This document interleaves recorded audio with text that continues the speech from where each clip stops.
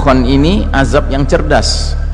Dia membedakan antara apa yang dialami oleh orang beriman sebagai dampak terpapar dukhon dengan orang kafir serta munafik yang terpapar dukhon. Kira-kira Nabi mengatakan bahwa bagi orang beriman ketika dia terpapar kabut asap dukhon ini, dia mengalami zukmah. Zukmah itu flu atau pilek ya. Tetapi orang-orang kafir dan orang munafik, badan mereka membengkak sampai keluar cairan-cairan dari lubang telinga, lubang tubuh lain-lainnya, lubang telinga, lubang mulut, lubang hidung, lubang duburnya ya. Jadi azab itu bagi kaum munafikun dan kaum kafirun. Tapi bagi orang beriman, dia menimbulkan masalah tapi tidak sampai menimbulkan masalah yang berat.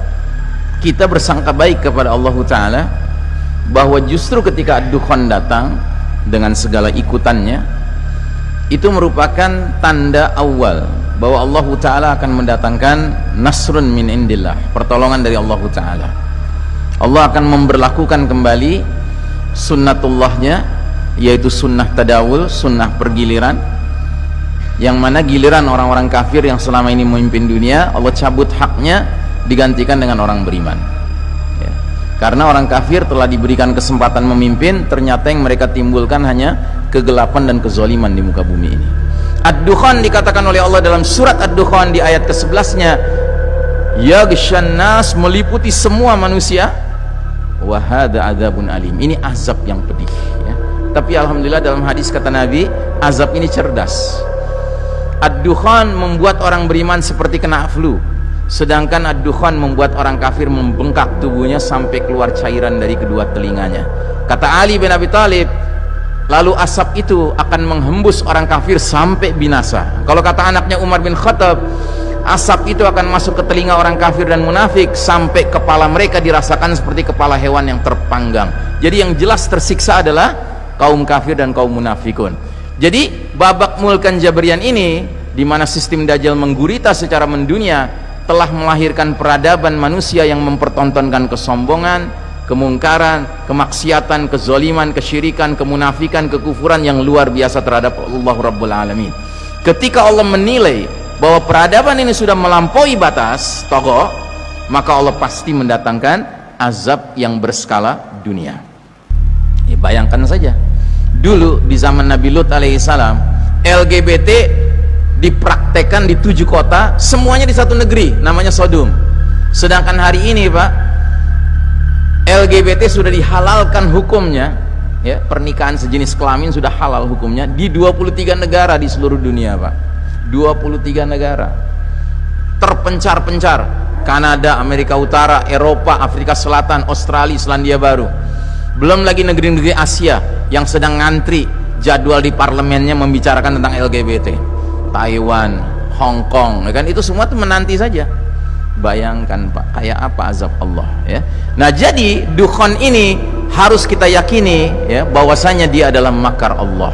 Wa makaru makarallah wallahu khairul makirin.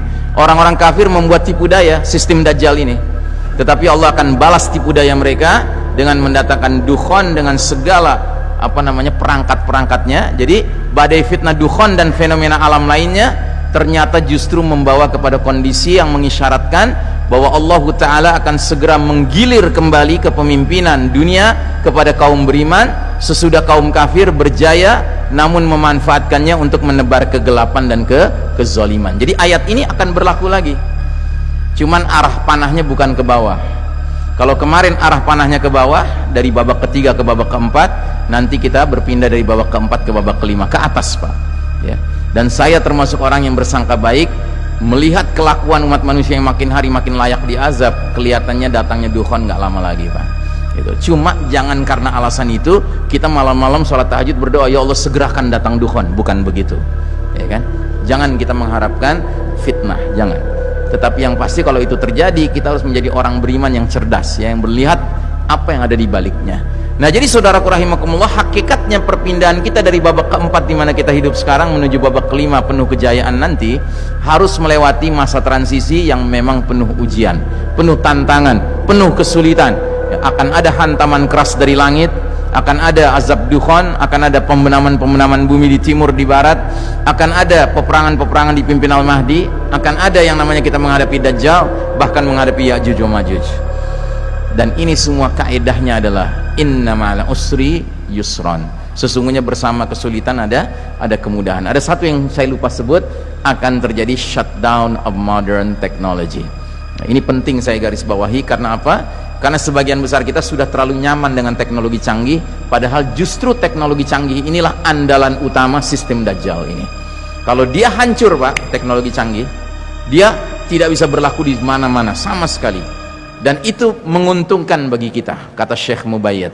Kenapa? Karena tiba-tiba barat kafir yang tadinya merasa digdaya dengan teknologi canggih, dengan kita kaum muslimin menjadi setara. Tadinya mereka di atas kita, mereka bisa menzolimi kita dengan kecanggihan teknologi. Nanti kalau sudah nggak ada teknologi Pak, kita jadi setara. Dan kalau sudah setara, kaidah Betawi bisa kita pakai, lo jual, gue borong gitu. Dengan catatan kita mempersiapkan diri dan generasi ya, persiapkan latihan berkuda, latihan memanah, latihan berenang ya, dan berbagai persiapan lainnya ya, yang memang diperlukan dalam situasi dunia yang berubah sama sekali kelak nanti. Saya tidak bermaksud menakut-nakuti, tapi ini peringatan ya, karena sesungguhnya dunia hari ini benar-benar berada dalam keterpurukan yang patut kita fahami bersama.